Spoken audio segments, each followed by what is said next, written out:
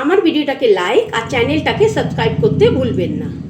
পেঁয়াজ পোস্ত বানাতে আমাদের লাগছে দুটো বড় সাইজের পেঁয়াজ, যেটাকে লম্বা করে কেটে নিয়েছি, আর 3 বড় চামচ পোস্ত বাটা, দুটো কাঁচা লঙ্কা, হাফ ছোট চামচ হলুদ গুঁড়ো, হাফ ছোট চামচ লাল লঙ্কা গুঁড়ো, স্বাদ মতো নুন, সর্ষের তেল আর প্রয়োজন হলে অল্প জল।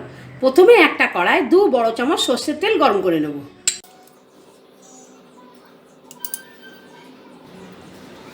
তেলটা গরম হয়ে গেছে, পেঁয়াজগুলোকে মিডিয়াম আঁচে 5 মিনিটের মতন ভেজে নেব।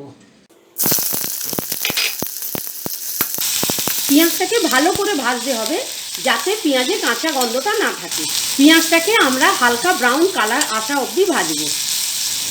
এই পোস্ত বাটাতে সামান্য জল দিয়ে একটু পাতলা করে নেব। এখানে আমি প্রায় 2 বড় চামচের মতন জল দিয়ে পোস্তটাকে এরকম পাতলা করে নিয়েছি। দেখুন পেঁয়াজটাতে ব্রাউন কালার এসে যাচ্ছে। এইবার আমি এতে মশলাগুলো আর পোস্ত বাটাটা দিয়ে দেবো। প্রথমে দেব হলুদ গুঁড়ো, তারপর লাল লঙ্কা গুঁড়ো, তারপর কাঁচা লঙ্কাগুলোকে হাত দিয়ে ভেঙে দিয়ে দেবো, আর স্বাদ মতো নুনটাও দিয়ে দেবো। এটাকে একটু মিক্স করে নেব।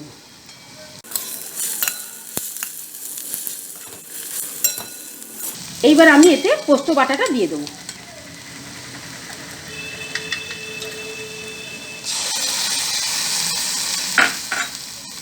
এবার এটাকে মিক্স করে নেবো ভালো করে। আমি এখানে সামান্য চিনি দিচ্ছি, আপনারা এতে চিনি দিতেও পারেন, নাও দিতে পারেন। চিনিটা দিলে এর স্বাদটা খুব ভালো হয়। চিনিটাকেও আমি ভালো করে মিক্স করে নিয়েছি।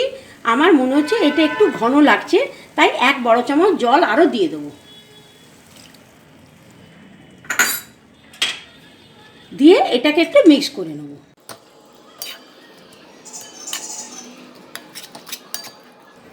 এবার এটাকে স্লো আঁচ করে ঢাকা দিয়ে 3-4 মিনিট ফুটতে দেবো।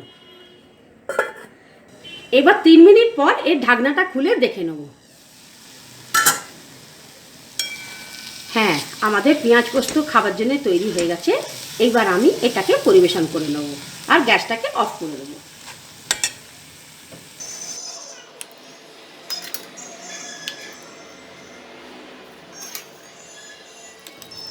আমাদের পেঁয়াজ পোস্ত খাবার জন্য তৈরি। এটাকে আপনারা গরম ভাতের সঙ্গে পরিবেশন করতে পারেন।